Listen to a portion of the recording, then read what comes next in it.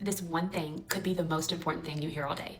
I'm Tiffany. I'm a physician assistant, but I'm also a GLP-1 advocate. So I help people get access to medications for weight loss that don't have access through traditional insurance coverage. So if that's something you're struggling with, just check out the link over here in my bio and I can help you with that. So what is so important?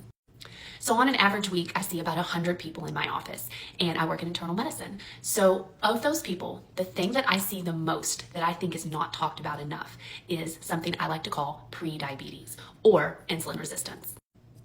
Why I think that this is a very scary trend is because prediabetes really has no symptoms that you would know if you had it. So there's lots of people walking around with prediabetes, and if you're not getting routine lab checks, you just don't even know that you have it. So people with prediabetes are so much more likely to go on to be diagnosed with diabetes later in life. And we know that if we can intervene at the point that someone is pre-diabetic, that we could keep them from becoming diabetic.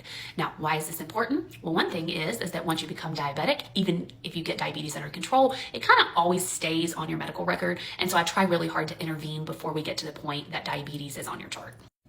So how do you know if you're pre-diabetic? Well, one of the things that I see the most often in my office is when I do labs on people and I look at their glucose number, and it will need to be a completely fasting glucose. That number needs to be under 100. So make sure when you go and get your labs that you're completely fasting so we can look at that glucose. Now, fasting labs are usually okay if you have water or black coffee beforehand, but just keep in mind, don't eat any candy or take any drinks of anything else because that could skew your blood work.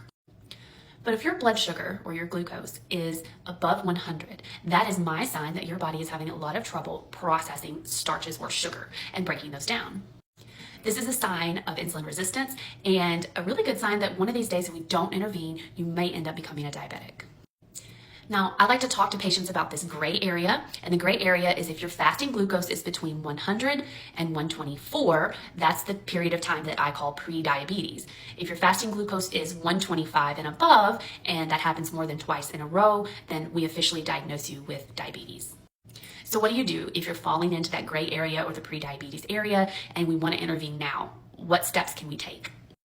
Diet and lifestyle changes are always the number one intervention for patients. And so we want to move more and eat less, right? But it's just not that easy. Sometimes there is an actual dysfunction, hormonal dysfunction within your body that keeps your body from breaking down these carbohydrates appropriately.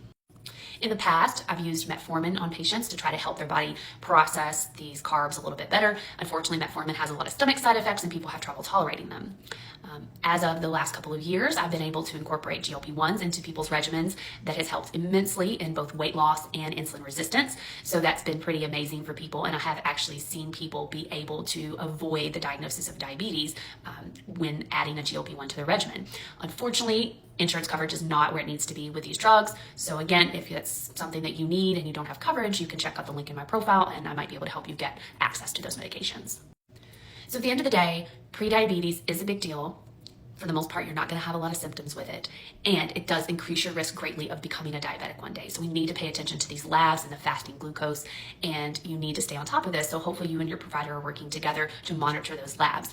So the biggest intervention you can make is diet and lifestyle changes. And sometimes those are not enough and you need some medications that are correct tools to try to help your body break those carbohydrates down a little bit better. So metformin and GLP-1s are usually pretty game-changing for people. So I hope this helps. If you have questions, just drop those in the comment section.